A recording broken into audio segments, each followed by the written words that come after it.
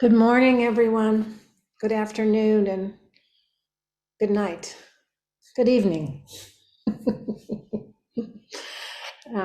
It's really great to see everyone.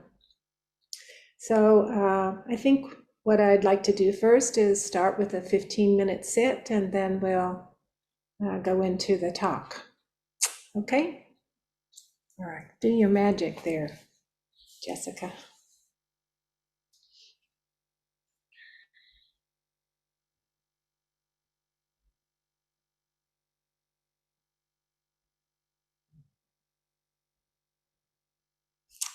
I need my bell.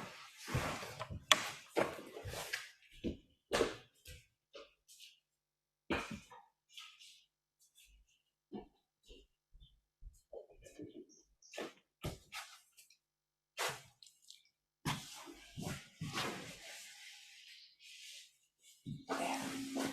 That'll be nicer with a bell. Okay, now we'll start.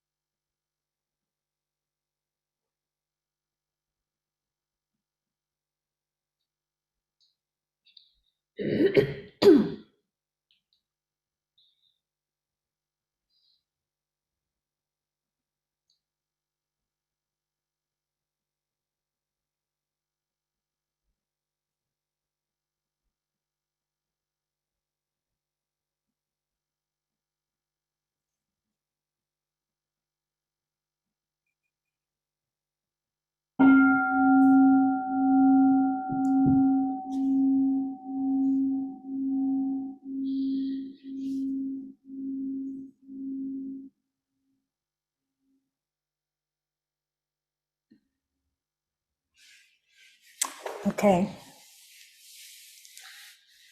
Hello, everyone. So nice to see you all.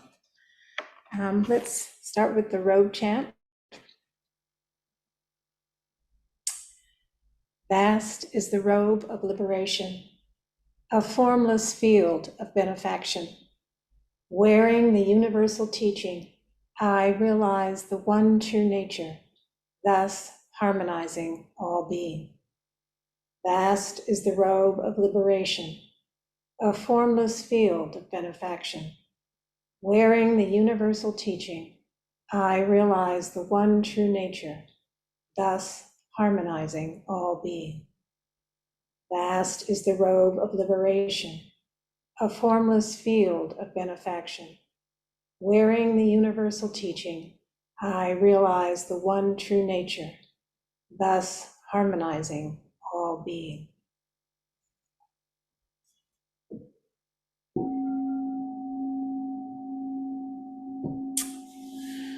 Okay. So let me put you on gallery, I think. Yeah, I can see everybody. Hello to everyone. And I've been preparing for an intensive for the last couple of weeks that I'm going to do at the end of the month. And so my brain is really caught up in that. So you'll have a reflection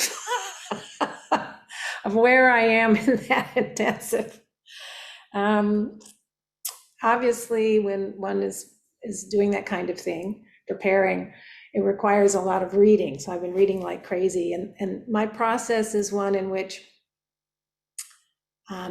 I choose something in particular, and then something catches my eye, and then I think, well, what is that about? And then I go off this direction, and then I see something else, and I go off in another direction in that. And so I end up going, this wide source of information.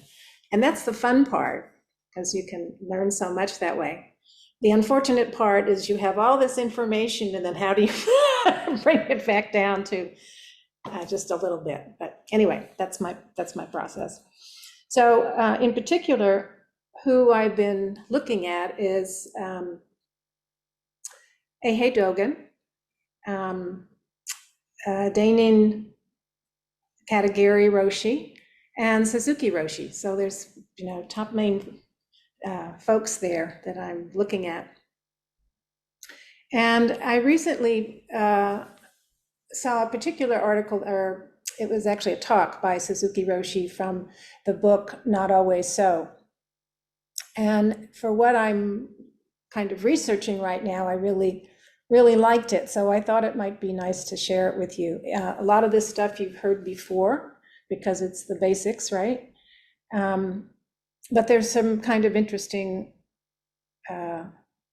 things to just kind of ponder at the same time. So the name of the actual talk is Direct Experience of Reality.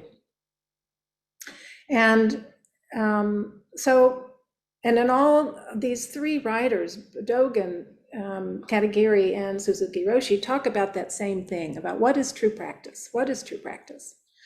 And so according to these guys, it's not surprising true practice centers on Zazen. So, and Zazen is this simple practice that we have. And it's simple. It's not particularly, well, it is kind of difficult actually, to just sit down in the middle of our life And you assume this erect posture, it's kind of relaxed, but it's not too tight and not too loose.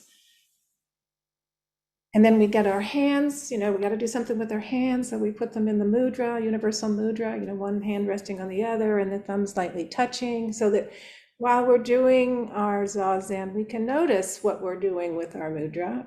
Have our fingers slipped so they're loose, or they've gotten really hard, it kind of indicates what our mind state is.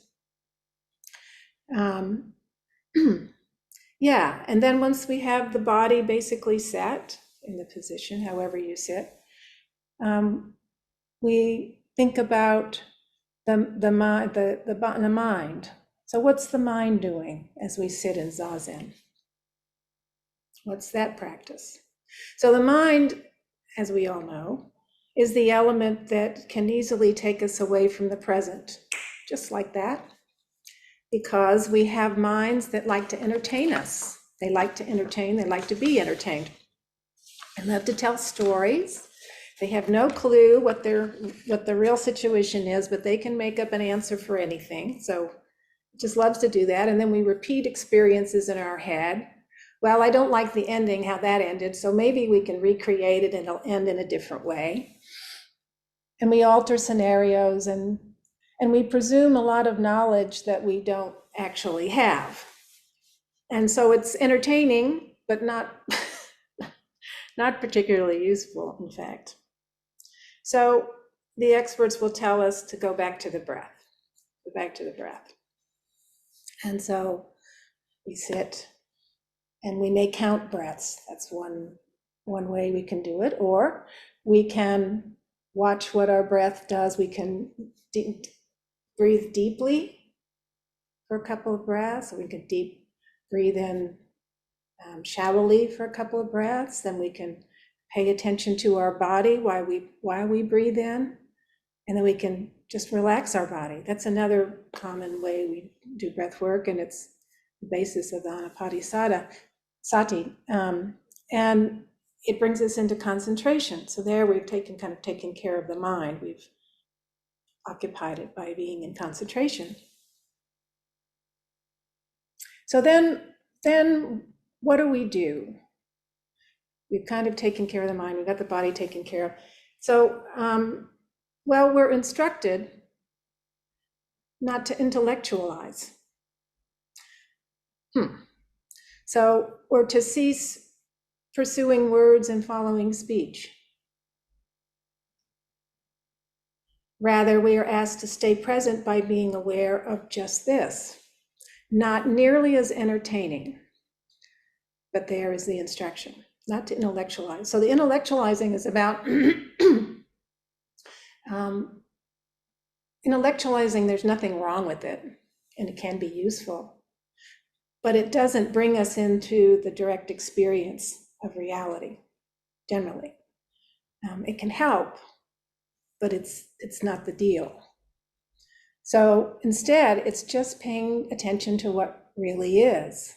The sounds that we hear are just what we see in front of us, what's going on. It's moment by moment, right?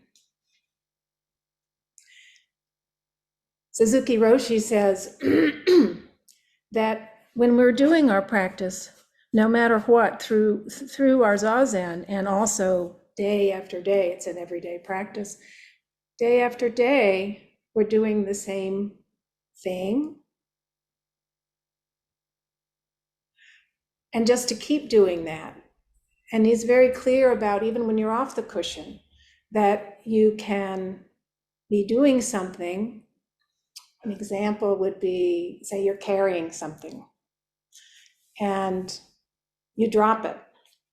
And so a lot of us will say, I'm so klutzy, or what a mistake that I've made, I've dropped this thing. So we've gone from just what we're doing, carrying something, we drop it. And he suggests that we drop it, that's fine, but just keep on going. We don't need to have all this head talk about what we think about it. I mean, it doesn't change anything after all. So, and he talks about just being in an activity completely. being in a connectivity completely. This wholehearted effort, not just on the cushion, but every day. Wholehearted effort. And what that looks like, a classic example, is flow. Like if you ever watch that movie, Let's Dance with Michael Jordan. I'm not usually a spectator or sports person, but watching that guy play basketball was the most incredible thing. I mean, he's just whooshing all around. There's no thought in anything he does. It's just automatic. It's incredible. And firefighters will do the same thing, and also EMT people. They're just trained and trained and trained, and they just move into action. There's no thought, you just do it. And it's like that. That's the way our practice could be. Could be. It's tough, so we're constantly training. We're constantly training. And the mind so often rebels. It wants something juicier. But that's why we're training. We're training this ox, right? We're training this mind of ours. And then we're asked to learn to take the backward step and turn inside, turn our light inward to illuminate the self. And when we do that, body and mind drop away. Body and mind drop away. What does that mean, body and mind drop away? Well, another way of looking at it is all the attachment we have to our identification, my name, where I come from, what's my profession. I am these things in normal speech, right? But they really don't say anything about us, who we really are. They talk about it's more about our activities, where and how we engage sometimes maybe, but it doesn't tell us who we are really. So we relax our attachment to our identity in all its forms. We loosen the labels and the meanings attached to them, and we can see ourselves more in the light of pure potentiality. What is my next action? Anything is possible. It's not defined by this identity. Anything can happen.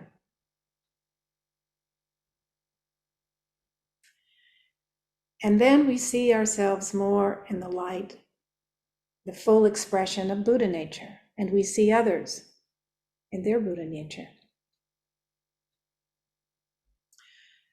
So another way of looking at that is we normally have a very narrow view of things because we have this view that we carry around.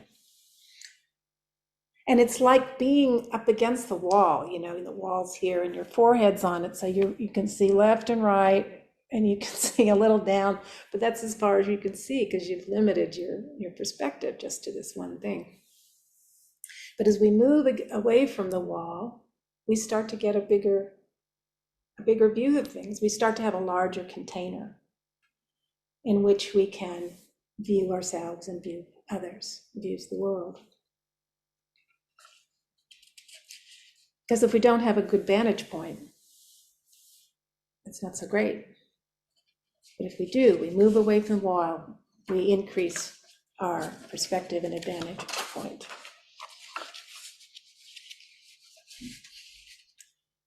So from that place, from this larger container, from this larger perspective, then we can come forward with more authenticity, from a more open place where our ego is not in control.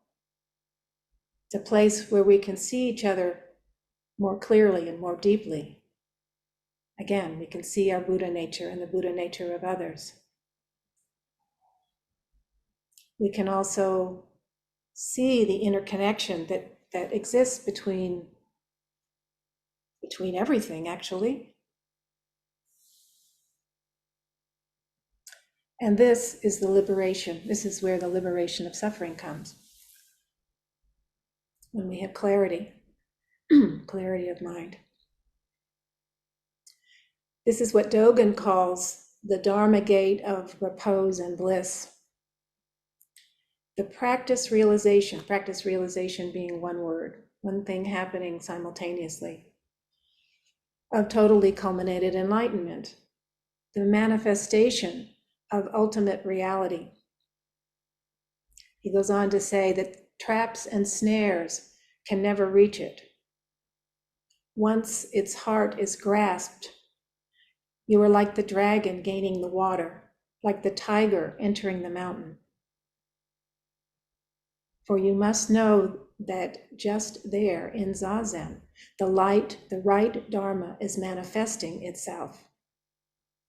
And that from the first, dullness and distraction are struck aside. We come to clarity.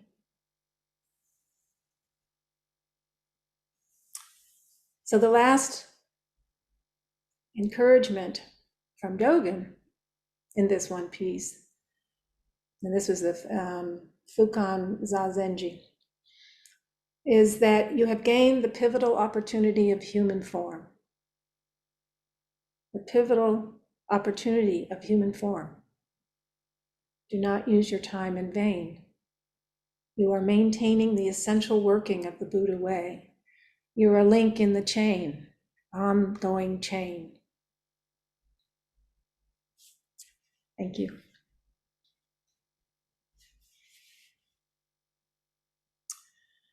So that's my talk for today. So if anyone has any questions or any comments, feel free to come forward. Jacob, okay, Jacob, there he is. So, yeah. Now, are we meditating temporarily or all the time, 24/7, when we go to work, when we go to school, when we're raising our family? Meditation is happening all the time. Or is it only happening for a moment, for an hour, a day, a week, right? And then you're back again, right? With your fear, your anxiety, your sorrow, your shame, your guilt, your isolation, your envy, your greed, your vanity, your jealousy, your biases, your prejudices. So, or does that come to a complete and utter end? Now, beginning with the children at the earliest age, so that they don't have to waste their whole life with even a tinge of any mental or emotional disturbance, which prevents love, true peace, true happiness, true creativity. As long as there's even an iota of disturbance, inward disturbance, conflict, right? There is no clarity. There is no lucidity. There is no true love. There's only what the mind, right, imagines is love, which is a limitation, imitation, and distortion of true love. Okay, so do you have a question? Or are you just going to talk? So the question is, which is it? Is it temporary? Are you listening? Are you paying attention? Are you present right now? Or do you want me to go over it again? No, I don't want you to go over it again. I did hear you.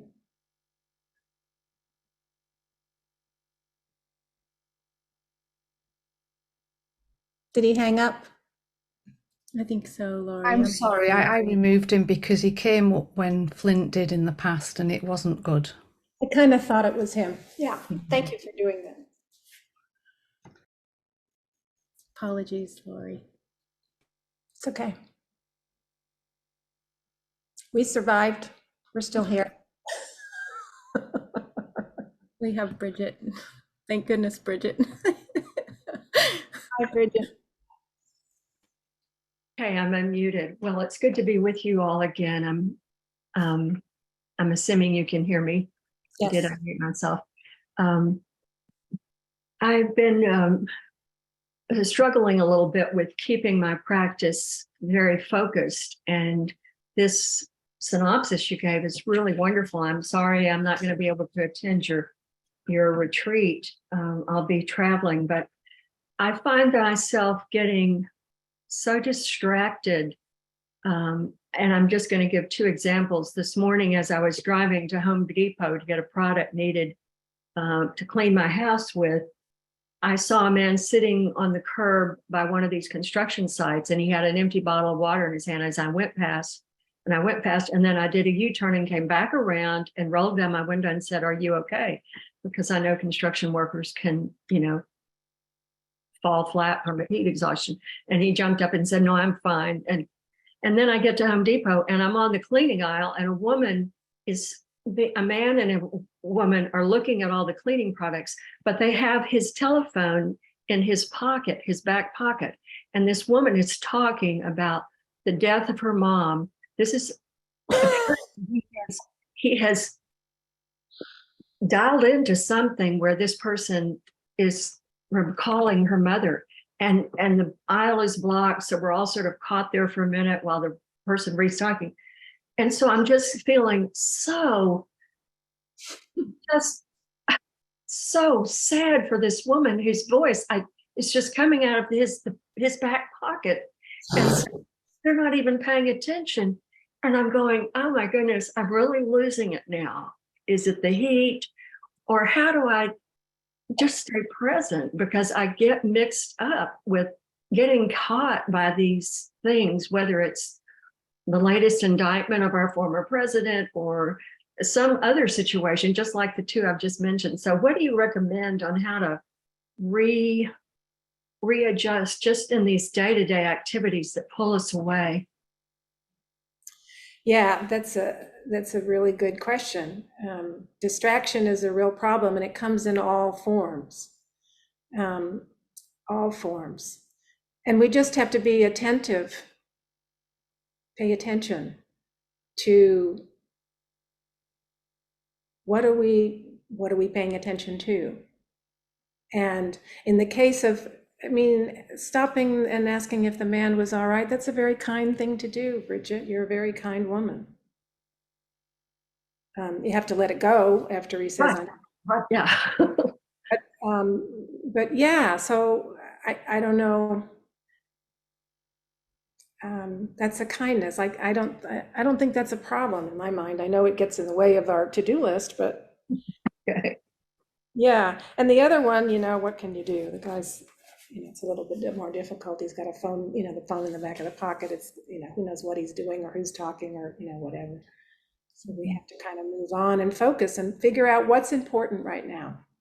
That's the main thing. What's the important point right now? What's the important point right now at this moment for you right now?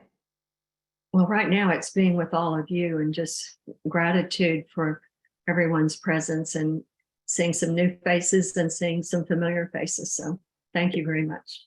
Yeah. Thank you, Bridget. Thank you. Thank you for being who you are.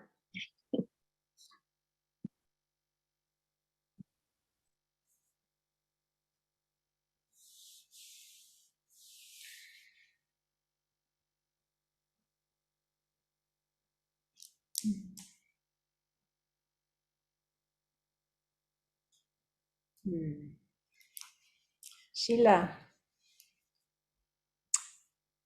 you're muted, I think. Okay. I'm still thinking about Jacob's question, taking your example, Laurie, of dropping something and continuing to center and meditate or let it go. And then Bridget's two examples of handling something like that. The mind activity of the man with the empty water bottle and the back pocket telephone talking.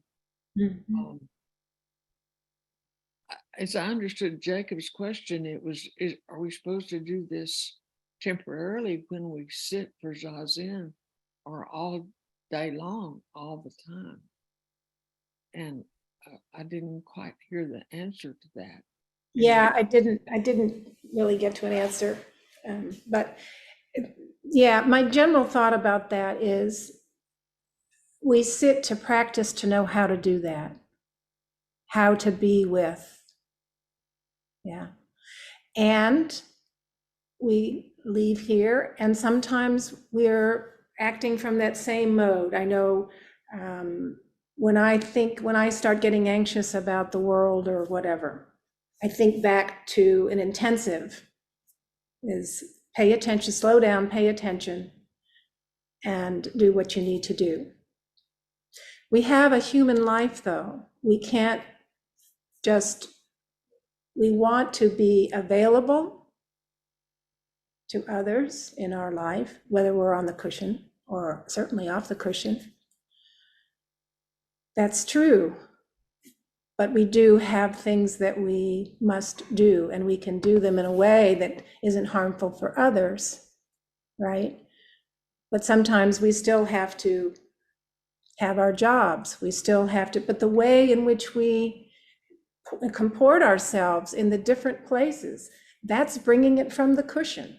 And I don't think we have to be absolute about that, that all the time you have to be, this enlightened being. It'd be great if you could, but I think it's very hard for a human being to be that all the time.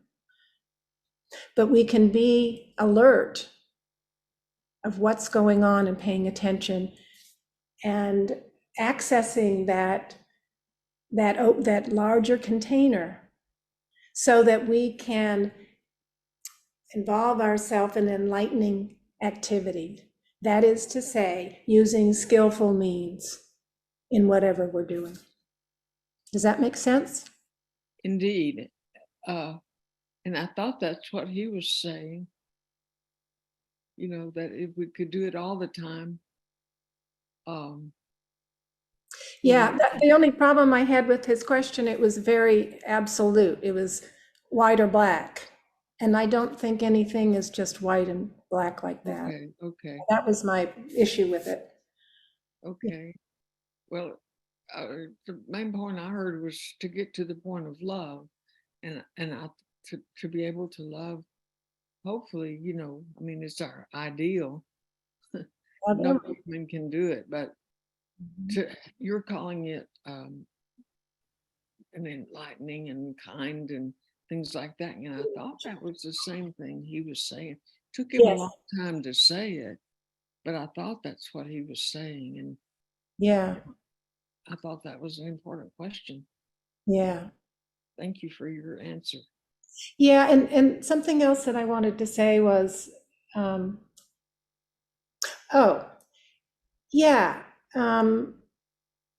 I've forgotten it. It was something that I was going to say earlier. It's about continuing our practice, whatever. It was kind of like that. It's like you make a mistake. As a human, you make mistakes. That's not going to stop. But you can keep on going. Then you just pick up and continue on with your practice, with opening and so forth. You have these places where, you get caught, and then you see it and you take care of it, and then you go on. Yeah. May I just respond? Yes.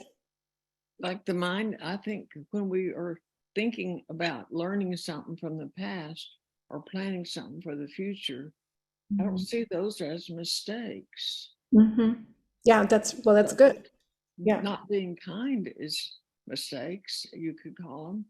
But anyway, so that's kind of Jacob's question. Can't we use our minds sometimes to learn from the past and plan for the future?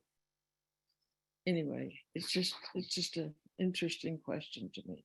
Yeah, and I just want to make one more point, that you can do your planning and thinking about the past, but you can't affect anything except for in the present. Exactly. So, but yeah, learning from the past and planning for the future helped me to do the right thing in the moment sometimes. There we go. Sometimes. Thank you so much, Sheila. It's so great to see you. It's been a long time. All of you, except Becky. Becky's not here. I think she has lunch now, or breakfast or something. Okay. There's Maria. Hi, Marla. Hi, Laurie.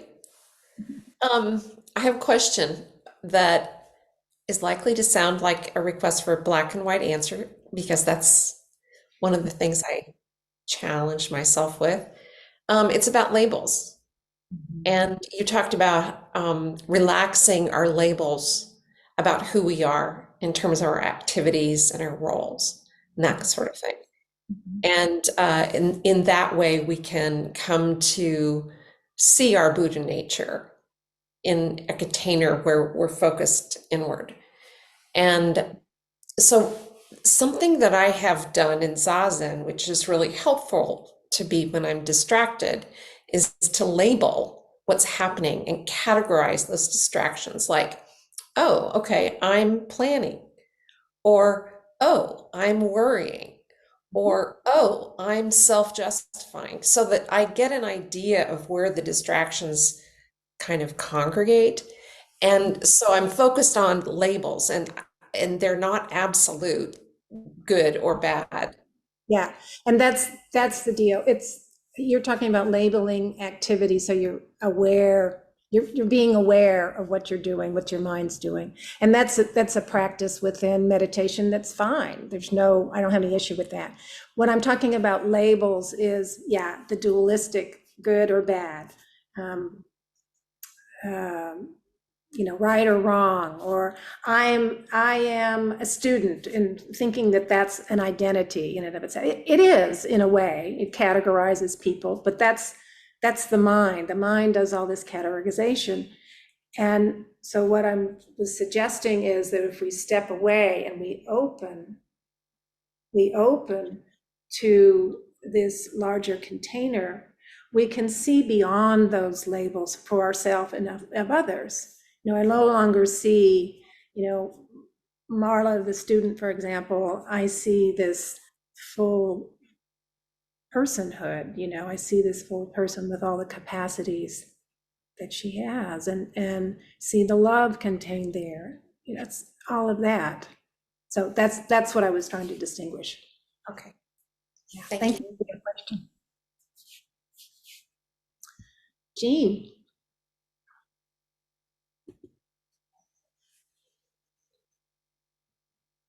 Oh, there you are.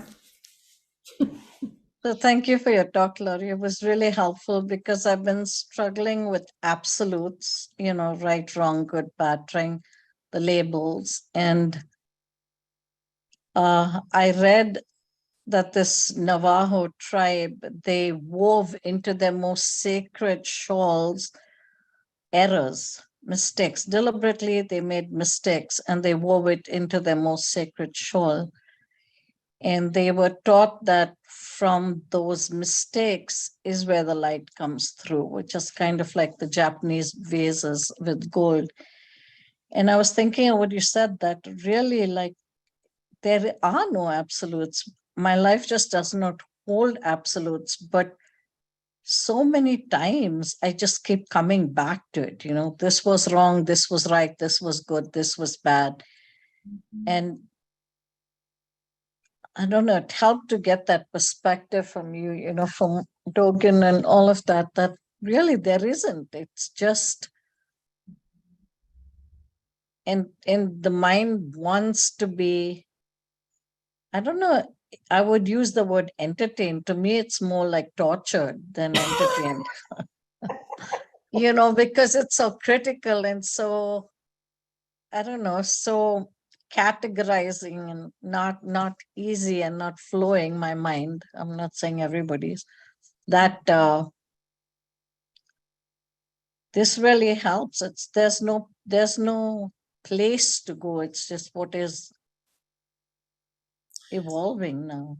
What is actually here, in the moment that we're looking. And I think when we get into those modes of criticism and negativity, it's really a good practice to question those things. So why do you think that? Be curious. What's that coming from? Where does that come from? Where do all these ideas come from? Yeah. They appear, and it's important to say, is that really true? Is that always true? You know, we really have to challenge those beliefs.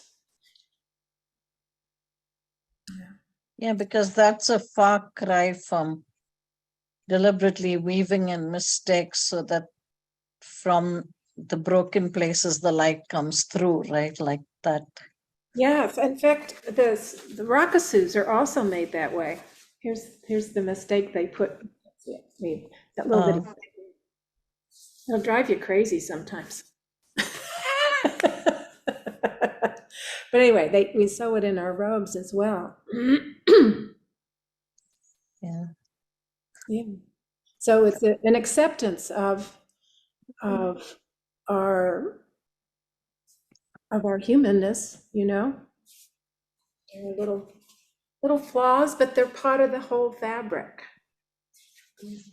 They don't ruin it. What if they were big? Even if they were big. Even if they're big, the basis of it is love. Yeah.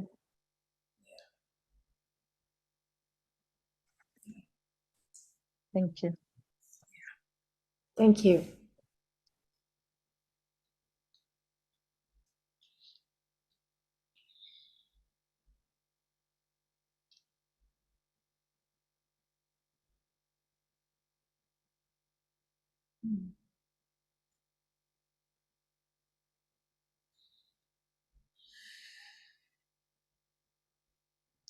I'll just take a minute to say, Jean, you ought to see my Rakasu. It's one continuous mistake.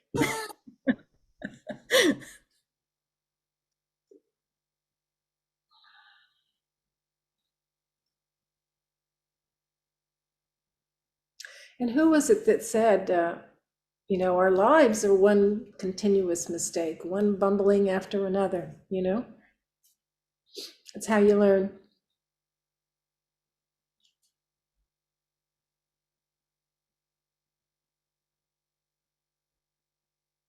Maria. Hi there. Hi, hi. I was just thinking, when we're talking about these mistakes and things, and I'm just thinking about, how, I myself, and I know many others have this expectation that we should be able to do what we did yesterday today, or be the same last week as we were today, be the same, or just be this constant when we're in these bodies, these biochemistry bodies that change constantly from fatigue levels and concentration levels, but having this expectation to just be on it or to be able to perform the same or offer the same. Oh gosh, me thingy's just fallen off. Me thing. Oh.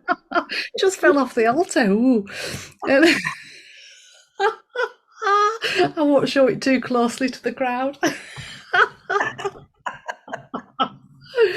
But yeah, there's this there is this kind of, I do it to myself where I think I should be this same constant, and it's impossible. You can't. And it's kind of almost like I'm having to get into a way of just forgiving or accepting that, yeah, I fluctuate. I'm different day to day, and I have different capabilities day to day, and that's normal.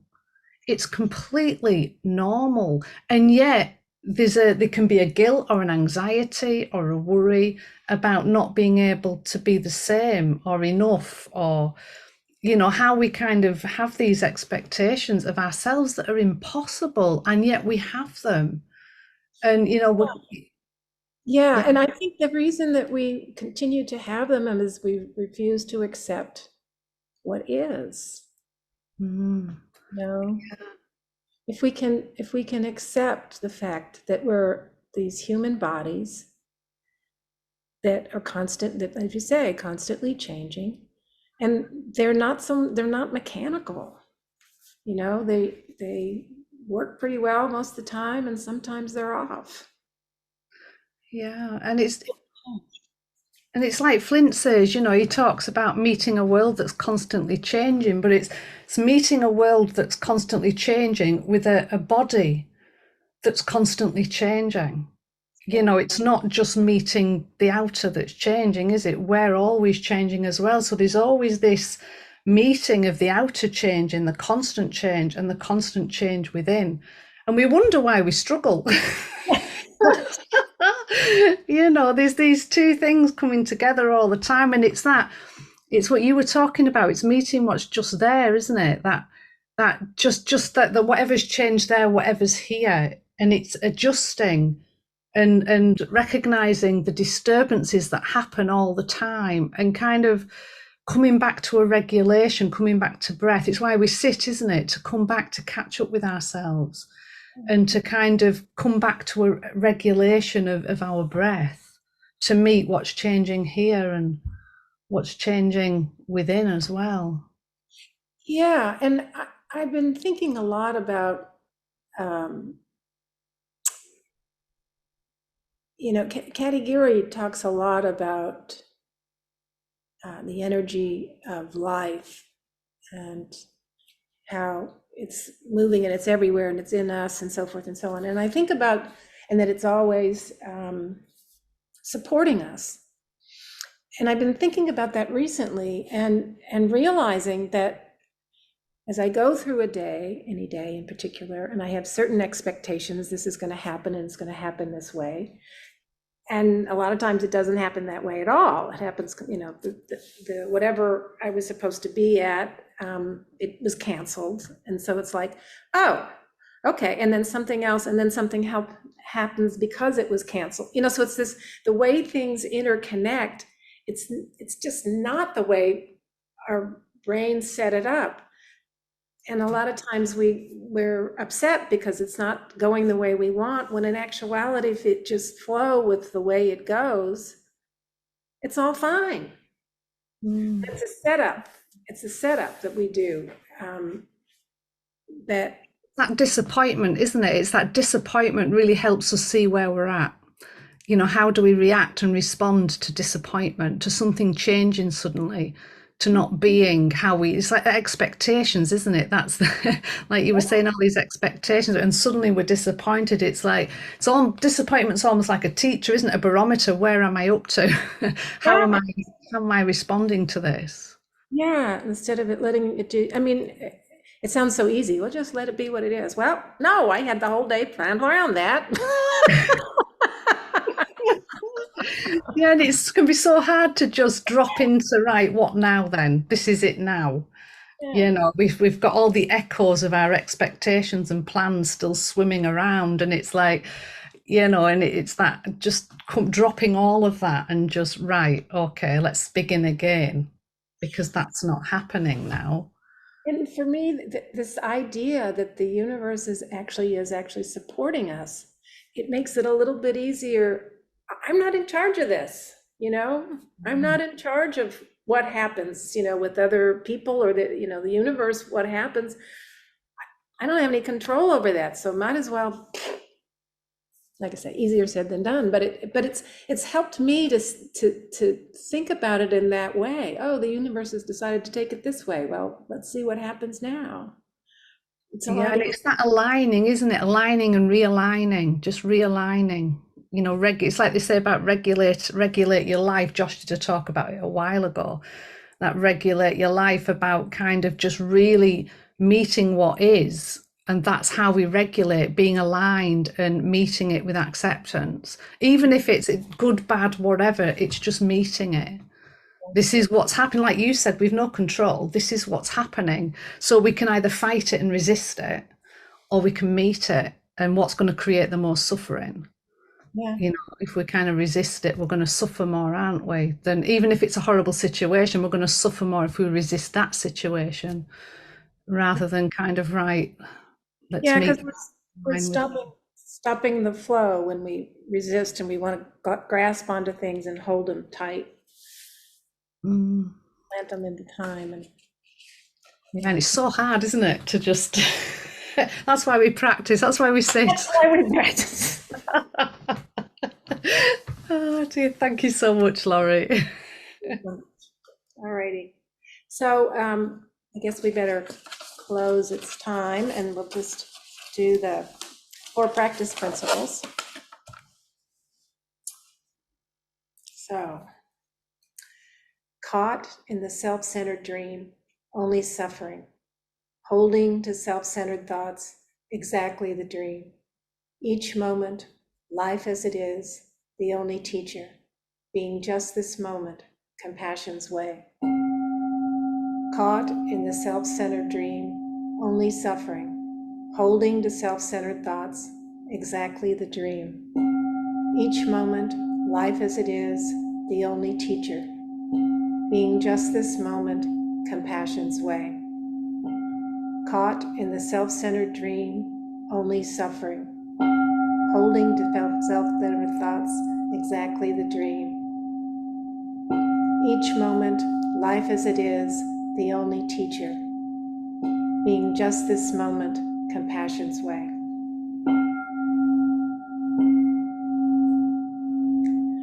Thank you all for your presence. See you soon. Thank you so much, Laurie, for your presence and your gentleness and your strength today. What a wonderful example you are. Thank you, everyone who came forward today. Also, just so you know, we care about you and we care about your privacy. So if you came forward and you spoke and you don't want that on the recording, please just let me or Maria know. We can always take you off there. Thank you. Appamada's programs and facilities are supported through your generosity, and every single one of you make a huge difference. There's a link on the website for contributions. Thank you. Now handing it over to Miss Maria.